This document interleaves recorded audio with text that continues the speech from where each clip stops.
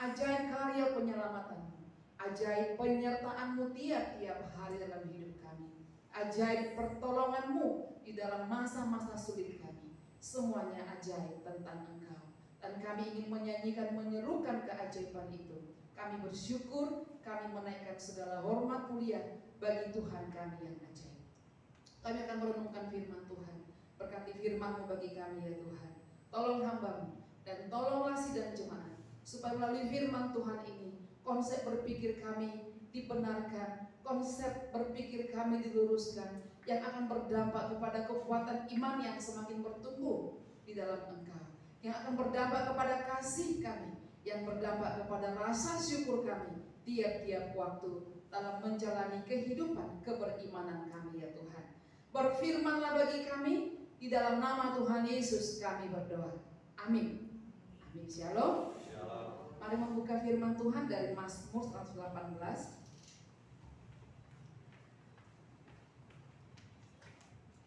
Mazmur 118 kita akan baca, ini ada 29 ayat ya. Kita akan baca berganti-gantian firman Tuhan ini. Saya akan baca ayat 1 sampai 4 ya. Lalu sejak itu kita akan berganti-gantian. Bersyukurlah kepada Tuhan sebab Ia baik, bahwasanya untuk selama-lamanya kasih setianya. Biarlah Israel berkata, bahwasanya untuk selama-lamanya kasih setianya. Biarlah kaum Harun berkata, bahwasanya untuk selama-lamanya kasih setianya. Biarlah orang yang takut akan Tuhan berkata, bahwasanya untuk selama-lamanya kasih setianya. Ayat 5 Bapak Ibu. Dalam kesesakan engkau berseru kepada Tuhan, Tuhan di pihakku, aku tidak akan takut. Apakah yang akan kulakukan? Apakah yang dapat dilakukan manusia terhadap aku?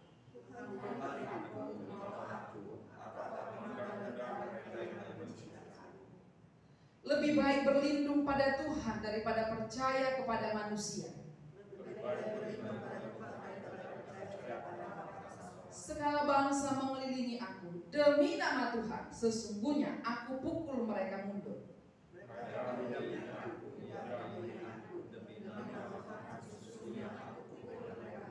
Mereka mengelilingi aku seperti lebah, mereka menyala-nyala seperti api duri.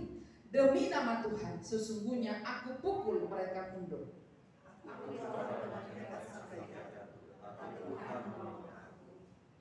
Suara sorak-sorai dan kemenangan di kemah orang-orang benar. Tangan kanan Tuhan melakukan keperkasaan.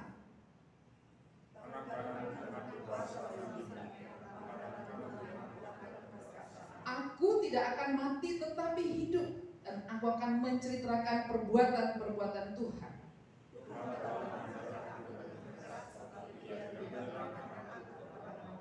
Bukakanlah aku pintu gerbang kebenaran. Aku hendak masuk ke dalamnya, hendak mengucap syukur kepada Tuhan. Aku bersyukur kepadamu sebab engkau telah menjawab dan telah menjadi keselamatanku.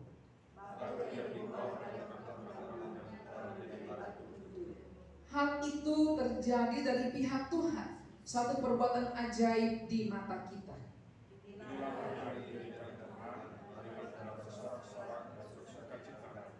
Ya Tuhan, berilah kiranya keselamatan. Ya Tuhan, berilah kiranya kemunculan.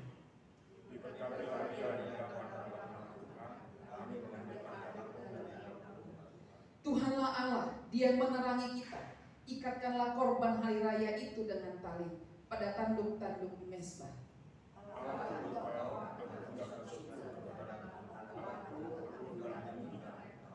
Bersyukurlah kepada Tuhan sebab Ia baik, bahwasanya untuk selama-lamanya kasih setianya.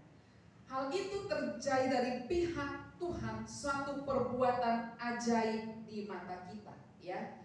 Tema kita hari ini adalah perbuatan ajaib Tuhan bagi kita dalam hidup kita. Bapak Ibu yang dikasihi Tuhan, Mazmur ini dimulai dan ditutup dengan satu pernyataan, dengan satu kalimat yang luar biasa, bahwasanya untuk selama-lamanya kasih setia Tuhan. Bersyukurlah kepada Tuhan sebab Ia baik, bahwasanya untuk selama-lamanya kasih setia Tuhan. Ini adalah permulaan pernyataan, kemudian di closing juga dengan pernyataan ini. Nah, karena itu Bapak Ibu yang dikasihi Tuhan, jelas di situ kita bersyukur kepada siapa? Bersyukur kepada Tuhan. Kenapa kita bersyukur? Sebab Ia baik. Pertanyaan berikutnya, apa kebaikan Tuhan dalam kehidupan kita? Ada banyak orang bingung ya, nggak tahu kenapa dia mesti bersyukur kepada Tuhan. Ada banyak orang nggak kepikiran untuk bersyukur kepada Tuhan. Atau ada banyak orang pura-pura lupa bersyukur kepada Tuhan. Ada yang sengaja tidak bersyukur, tapi ada juga yang memang dia tidak tahu kenapa mesti bersyukur. Padahal bersyukur itu kalau kita lihat di sini adalah satu perintah yang bukan opsional. Dia perintah yang mutlak. Bersyukurlah, hai kaum Harun bersyukurlah, hai kaum Lewi bersyukurlah, hai umat Israel bersyukurlah, hai orang yang takut akan Tuhan bersyukurlah. Semua itu dinyatakan, diperintahkan secara imperatif, secara perintah. Maka tidak ada alasan untuk kita tidak bersyukur. Bersyukur itu sekali lagi bukan pilihan, tapi itu adalah perintah yang memang harus kita lakukan dalam kehidupan kita. Karena itu Bapak Ibu yang dikasihi Tuhan, kita belajar hari ini supaya intinya supaya kita tahu bersyukur, supaya kita banyak bersyukur.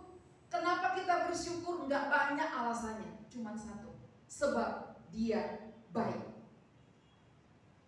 Lalu kita mulai bertanya, dan pertanyaan-pertanyaan hari-hari, kalau Tuhan baik, kenapa anak saya tidak baik kepada saya? Kenapa anak saya nakal? Bapak Ibu yang dikasih Tuhan, ketika anak kita misalkan nakal, terjun ke dalam kehidupan yang tidak benar, seringkali orang tua langsung berasumsi kenakalan anak ini diartikan bahwa Tuhan tidak baik kepada dia. Ya, kenapa anak kita nakal? Kepada anak kita nggak beres? Bisa jadi karena orang tua belum menjadi teladan yang terbaik. Orang tua belum menjadi pendoa syafaat bagi anak-anak. Kalau pasangan kita nggak baik, jangan langsung berasumsi bahwa Tuhan tidak baik kepada kita. Pasangan kita tidak baik atau belum menjadi baik, bisa saja karena kita memang sebagai pasangannya belum menjadi pasangan yang terbaik juga. Belum menjadi pasangan yang hidup seturut dengan kehendak Tuhan. Nah, ini adalah pola pikir yang sering menjadi salah dalam pola pikir Kristiani. Jadi kondisinya yang buruk itu menjadi gambaran pemikirannya, penilaiannya atau menjadi barometer bahwa Tuhan juga tidak baik bagi dia. Satu masa dia mengalami kecelakaan. Lalu dia berkata, Tuhan tidak baik, Tuhan tidak menjaga aku. Padahal dia yang naik motor itu ugal-ugalan. Dia yang naik motor nggak pakai rem, pakai gas terus gitu. Dia yang pakai motor nggak pakai helm gitu. Lalu dia sakit, lalu kakinya mungkin ada cedera, dan dia berkata Tuhan tidak baik, Tuhan tidak menjaga saya, apa yang saya harus syukuri. Ada orang begitu berkata Tuhan tidak baik, kenapa saya sakit? Sakit saya nggak sembuh-sembuh, saya nggak sembuh-sembuh. Bukan Tuhan tidak baik, kita yang kurang merawat diri kita. Kita mungkin makan sembarangan, tidak tepat waktu dan lain sebagainya. Kita makan, kita merokok, kita minum apa yang beralkohol, yang punya gas dan lain sebagainya. Lalu kita berkata, kenapa aku sakit? Aku sakit, keadaanku buruk, berarti Tuhan tidak baik. Nah, saudara yang dikasihi Tuhan, dari sini kita belajar bahwa bukan Tuhan tidak baik, bukan Tuhan tidak tolong kita. Seringkali pertolongan Tuhan itu sudah datang, tapi kita sendiri yang tidak peka akan pertolongan itu. Ingat ada satu ilustrasi kan? Satu masa ada nih di dalam satu pelayaran, dalam perjalanan melalui kapal laut, itu kapal laut itu banyak penumpangnya, lalu diterpa oleh badai yang sangat kencang. Diterpa oleh badai, oleh gelombang, akhirnya kapal itu karam. semua penumpangnya hanyut tenggelam, tetapi ada satu bapak yang selamat. Bapak itu ternyata dia memegang satu pelampung dengan kuat, dan dia berhasil seorang diri saja dengan pelampungnya itu. Tetapi kemudian ombak itu membawa dia kepada satu pulau, kepada pantai yang itu, di mana itu di pinggiran pulau yang terpencil. Ketika dia sudah di pinggir pantai, dia keluar, dia masuk kepada pulau itu. Dia sendiri. Dia berdoa di situ, Tuhan tolong aku, karena Engkau baik. Tolong aku, tolong saya Tuhan. Dia berdoa. Dan dia melihat ke sekeliling pantai, mudah-mudahan ada kapal yang datang ke arah dia untuk menolong. Tapi tidak satu pun kapal yang datang, karena memang pulau itu jarang dilintasi oleh kapal. Dia lelah berdoa. Akhirnya dia sudah mendekati malam. Dia kedinginan. Dia berusaha untuk membuat api. Dia membuat api menghangatkan tubuhnya. Lalu kemudian di dalam remang-remang gelap itu ada api. Dia mencari pelepah kelapa. Dia mencari kayu untuk membuat rumah-rumahan yang sangat ala kadarnya untuk melindungi dia dari hujan atau dari panas di esok hari. Maka jadilah gubuk yang kecil dari pelepah kelapa, dari kayu-kayu yang dikumpulkan. Esok hari pagi dia kelaparan. Lalu dia mulai tinggalkan gubuk itu, api masih terus menyala. Lalu dia pergi mencari buah-buahan apa yang bisa dimakan di dalam pulau itu. Dan dia menemukan buah-buahan. Seharian dia cari, dia bawa itu stok untuk ke gubuk itu. Tapi ketika dia sampai, apa yang terjadi? Gubuk itu terbakar habis, rata dengan tanah. Lalu dia menangis sejadi-jadinya. Dia menjerit sejadi-jadinya. Tuhan, kalau Kau nggak mau tolong aku, ya jangan jangan hancurkan juga gubuk saya ini. Hanya ini yang kupunya sekarang, tega benar Kamu Tuhan. Dia menangis sejadi-jadinya. Dia meratap. Dia katakan, Tuhan Engkau jahat. Ketika dia menangis, ternyata ada bunyi peluit. Kapal itu mendekat ke arah pantai, bibir pantai itu. Ada peluit yang berbunyi. Dan awak kapal itu datang menemui dia. Dan dia kaget. Lah, kenapa kamu bisa ke sini? Dia bilang, kamu kan membuat tanda asap. Tanda asap itu bagi kami adalah bahwa ada orang yang membutuhkan pertolongan. Pertolongan Tuhan lewat gubuk, lewat rumah-rumah misalnya yang terbakar pada waktu itu datang. Dia berkata Tuhan jahat, padahal Tuhan sedang merencanakan yang terbaik bagi bapak itu, dan akhirnya dia selamat. Bapak Ibu yang dikasihi oleh Tuhan, dari bagian firman Tuhan ini kita mau belajar ya, bahwa dalam setiap hal yang kita hadapi, kita mesti yakin bahwa rencana-rencana atau perbuatan-perbuatan Tuhan itu terlalu ajaib, begitu susah untuk kita jangkau sebenarnya. Seperti Bapak tadi, begitu tidak masuk di akal bagaimana perbuatan ajaib Tuhan ini kelihatan dan nyata baru datang lewat gubuk satu-satunya yang harus hangus. Tetapi kita mau belajar bahwa perbuatan ajaib Tuhan, kebaikan-kebaikan Tuhan itu selalu nyata dalam kehidupan kita, dan itu indah pada waktunya. Alkitab jelas memerintahkan kita Bapak Ibu untuk bersyukur melalui firman Tuhan ini. Sekali lagi, sebab Tuhan baik. Artinya Tuhan baik, tidak boleh barometer yang kita pakai untuk mengukur kebaikan Tuhan adalah satu-satunya keadaan kita. Ya, tidak boleh. Keadaan kita tidak bisa menjadi barometer satu-satunya yang kita pakai untuk mengukur kebaikan atau perbuatan ajaib Tuhan dalam kehidupan kita. Karena itu melalui teks firman Tuhan ini ada 5 kebenaran yang perlu kita renungkan tentang keajaiban dari kebaikan Tuhan. Dan kiranya 5 kebenaran ini bisa meluruskan konsep berpikir kita, konsep keberimanan kita, dan akhirnya ini akan menghasilkan, akan melahirkan pribadi Kristen, ya, orang Kristen yang tahu bersyukur Sebab apa? Sekali lagi, sebab Tuhan baik. Sebab perbuatannya, rancangannya terlalu ajaib bagi kita. Yang pertama, ketika Tuhan itu ajaib bagi kita, ketika Tuhan baik bagi kita, jika Alkitab bilang perbuatan Tuhan ajaib, Dia baik bagi kita, bukan berarti kita menjadi verboden kepada yang namanya kesesakan. Oh, Tuhan baik bagi saya, maka nggak boleh ada kesesakan. Oh, Tuhan tangannya, perbuatannya ajaib, maka saya alergi terhadap kesesakan.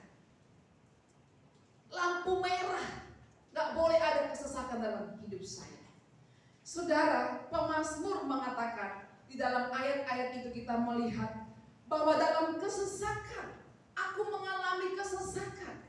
Dan aku berseru kepada Tuhan. Artinya pemazmur mau ajak, benar dia meyakini perbuatan tangan Tuhan ajaib bagi dia. Benar dia meyakini Tuhan baik bagi dia. Tapi dia mau ajak bahwa kebaikan dan perbuatan tangan ajaib Tuhan bagi kita tidak membuat kita menjadi terhindar atau alergi kepada yang namanya kesesakan.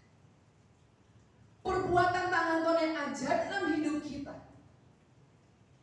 tetap atau masih mungkin, ada banyak kemungkinan kita masih mengalami kesesakan. Tetapi kata pemazmur, dalam kesesakan aku berseru kepada Tuhan. Dan Tuhan apa katanya? Tuhan menjawab aku dengan memberi apa? Kelegaan. Sesak. Kalau kita sesak nafas, apa sih yang dibutuhkan? Dikasih oksigen. Akhirnya lega bernafas. Kita sesak oleh banyak keadaan, oleh pergumulan. Apa yang paling kita pentingkan dalam kesesakan? Kelegaan. Maka kita sesak, Tuhan kasih kita kelegaan. Tuhan buat kita bisa leluasa bernafas. Tuhan buat kita leluasa di dalam kesesakan.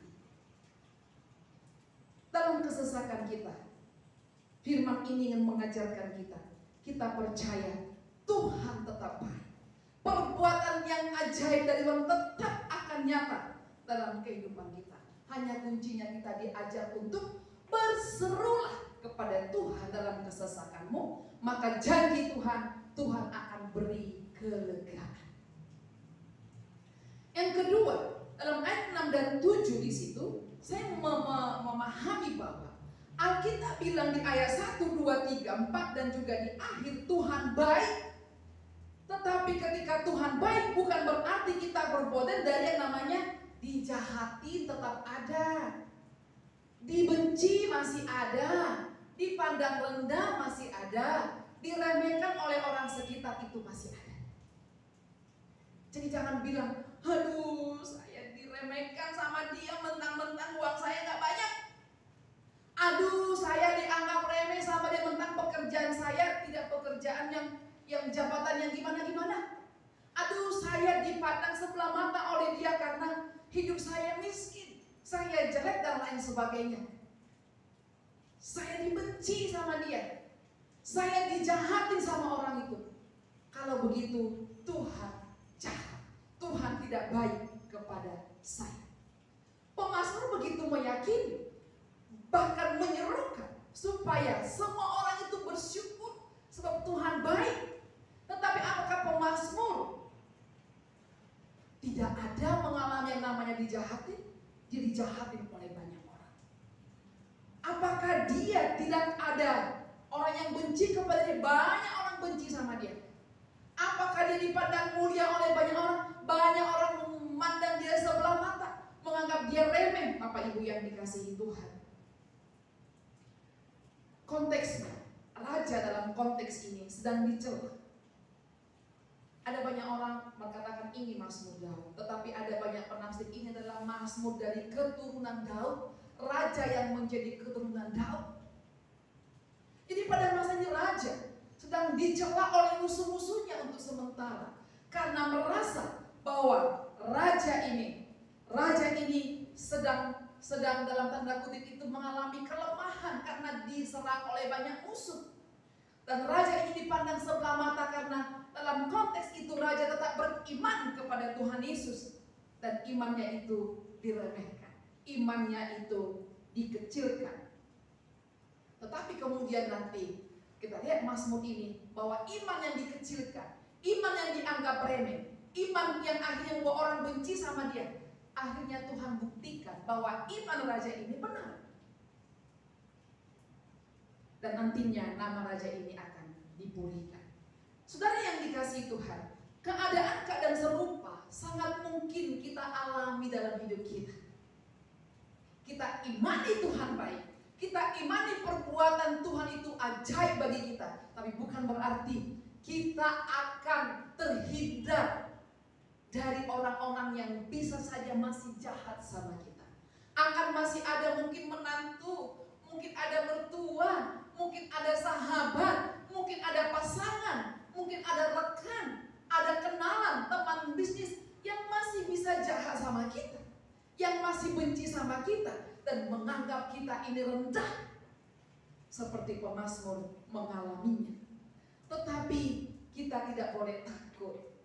Kita harus percaya, seperti pemazmur percaya bahwa Tuhan ada di pihak kita, bahwa Tuhan akan menolong kita.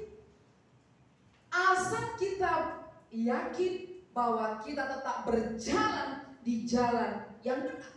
Karena itu, kalau kita yakin bahwa Tuhan di pihak kita, bahwa Tuhan akan menolong kita, maka cara terbaik adalah mari kita datang kepada Tuhan seperti pemazmur datang. Mari kita berlindung tetap kepada Dia, seperti pemazmur datang berlindung kepada Tuhan. Bapak Ibu yang dikasihi Tuhan, kita tahu sekarang bahwa ada orang-orang yang di sekitar kita mungkin jahat kepada kita, tapi pemazmur katakan Tuhan tidak jahat kepada kita. Tuhan tidak ikut-ikutan seperti orang lain membenci kita. Tuhan tidak ikut-ikutan. Sebaliknya Alkitab berkata Tuhan berpihak kepada kita yang benar, dan Tuhan pasti akan menolong kita. Nah, sikap pemazmur inilah Bapak Ibu yang perlu kita kembangkan dalam hidup kita. Seburuk apapun pasangan kita memperlakukan kita, seburuk apapun mungkin rekan kita, sahabat kita, kenalan kita, saingan-saingan bisnis kita, atau orang-orang di sekitar kita memperlakukan kita buruk, ingat, itu bukan representatif bahwa Allah juga berlaku buruk kepada kita. Ingat, itu bukan menjadi dasar kita membangun asumsi bahwa Tuhan juga tidak baik kepada kita. Saudara yang dikasihi oleh Tuhan, jangan gara-gara ada orang yang benci sama kita, jangan gara-gara ada orang terdekat kita yang jahat sama kita, yang pandang remeh sama kita, lalu itu menjadi seperti batu besar, bongkahan besar yang menghalangi hati kita melihat kebaikan Tuhan, yang menghalangi pandangan kita memandang perbuatan ajaib Tuhan, sehingga kita akhirnya terhalang untuk beriman, terhalang untuk bersyukur kepada Tuhan. Tetap percaya bahwa Yesus baik. Jangan menjadi ragu. Sekali Yesus, selama-lamanya tetap Yesus. Sampai akhir hidup kita. Amin Bapak Ibu ya. Yang ketiga, dalam ayat 10 sampai 12, saya memahami di situ Alkitab bilang Tuhan baik dan perbuatannya ajaib. Tetapi bukan berarti kita akan berboden dengan yang namanya bahaya-bahaya. Ayat 10 sampai 12, di situ pemazmur menggambarkan bahwa keadaannya itu dikelilingi oleh berbagai bahaya. Dia diserang, dia dipojokkan luar biasa. Maka digambarkan musuhnya itu seperti apa? Lebah yang mengelilingi dia. Bayangin loh, saya dikelilingi lebah. Saya di daerah pertanian dulu, saya sering kali melihat ada kerbau yang mati di lapangan di padang rumput karena dia diserang lebah. Kalau sudah lebah mengerup pasti mati itu kerbau. Kami sering mengalami itu, melihat, menyaksikan itu. Ya, jadi di sini lihat pemazmur menggambarkan bahwa musuhnya itu seperti lebah yang mengelilingi dia, yang siap mengeluarkan racunnya, sengatnya, dan pasti akan mati, hancur, kesakitan yang luar biasa. Kalau lebah udah di sekitar kita, nggak ada mungkin lagi kita peluang untuk tidak disengat itu sedikit. Satu sengatan aja udah bengkak, apalagi misalkan lebah itu berkumpul, berkerumun.